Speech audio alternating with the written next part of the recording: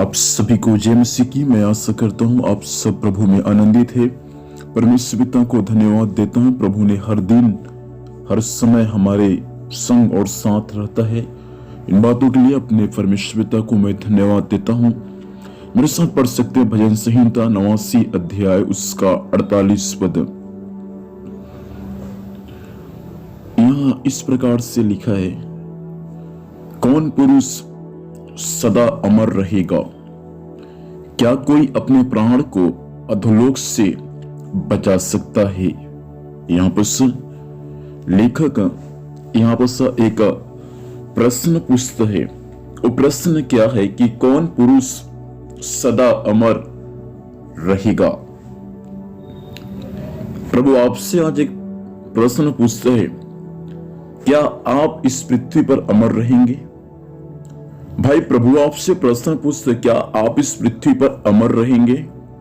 आप क्या बोलेंगे? नहीं, हम इस पृथ्वी पर अमर नहीं रहेंगे। वास्तविक में हम इस पृथ्वी पर अमर नहीं रह सकते। अर्थात जो व्यक्ति इस पृथ्वी पर जन्म लिया है, चाहे जीव जंतु हो या मनुष्य हो, सबको एक दिन मरना पड़ेगा। ये सच्चाई है परमेश्वर के वचन का और इसको कोई टाल नहीं सकता। अदन की वाटिका में परमेश्वर जो भले बुरे ज्ञान के वृक्ष का फल रखा था, जीवन के वृक्ष का फल रखा था, आदम और हवा ने भले और बुरे ज्ञान के वृक्ष के फल को खाया, इसलिए परमेश्वर उन दोनों को अदन की वाटिका से बाहर निकाल दिया। लेकिन यदि आदम जीवन के वृक्ष के फल को खाता तो आदम कभी नहीं मरता। इसलिए परमेश्वर आदम को उस जीवन के वृक्ष के फल को न खाए बोल के परमेश्वर आदम को क्या किया? उस अदन की वाटिका से उसको बाहर निकाल दिया।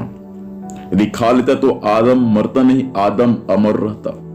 इसलिए आज भी हर व्यक्ति जो जन्म लिया है उन सबको मरना पड़ेगा और कोई भी व्यक्ति अपने प्राण को मरने से, स्वर्ग में या नरक में जाने से रोक नहीं सकता। ये वास्तविक सच है जो आज की सुबह आपको जानने की आवश्यकता है।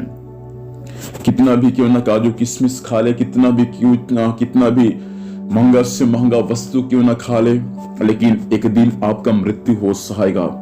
इसलिए धनवान भी जाएगा कब्र में और एक कंगाल भी जाएगा कब्र में। ये दोनों वास्तविक सत्य है।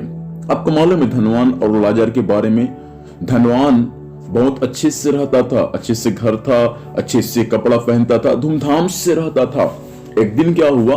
धनवान का भी मृत्यु हुआ और बाइबल ये सिखाता, उनके घर में जो लाजर आता था उनके डेवड़ी पर, उनका भी मृत्यु हुआ। लेकिन दुख की बात है, धनवान सब कुछ इस पृथ्वी पर उनके पास में था, मरने के बाद वो अधोलोक में चला गया, नरक में चला गया, वो परमेश्वर के पास में नहीं गया। लेकिन लाजर बीमार की अवस्था में, दुख और तकलीफ और वेदनाओं की अवस्था में जब प्रभु को जानकर जब उनका मृत्यु हुआ, वो वास्तविक में प्रिय परमेश्वर के पास में गया है। इसका मतलब इस पृथ्वी पर जो व्यक्ति प्रभु को जानकर यदि उनका मृत्यु होता है, लेकिन हमको विश्वास है कि जैसा यीशु मसीह मरकर जी उठा, वैसा वे लोग भी जो मसीह में मरते हैं अर्थात मसीह में सो जाते हैं, वे भी एक दिन जी उठेंगे और हमेशा हमेशा के लिए हम पृथ्वी पर जीवित रहेंगे। इसलिए यीशु मसीह आएगा, मसीह में जो मरे हैं सबसे पहले जी उठेंगे और हमारा जो जीवित है रूपांतरण हो जाएगा। उसके बाद स्वर्ग में हम 7 साल तक रहेंगे और इस पृथ्वी पर 7 साल तक महाक्लेश कर रहेगा। उसके बाद हम सभी लोग इस पृथ्वी पर 7 साल के बाद आएंगे और 1000 साल तक राज्य करेंगे और उसके बाद हम परमेश्वर के राज्य में हमेशा हमेशा राजा बनकर रहेंगे। प्रियो, परमेश्वर हम सबों के लिए एक धन्य आशा दिया है कि हम सब एक दिन जीवित रहेंगे।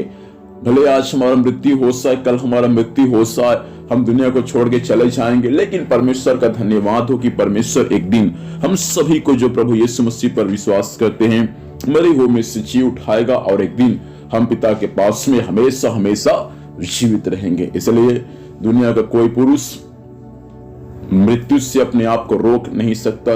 क्यों ना माइकल जैक्सन क्यों ना हो, जो घमंड किया था कि मैं 150 साल तक जीवित रहूंगा, बीमारी के कारण उनका 50 साल में उनका मृत्यु हो गया।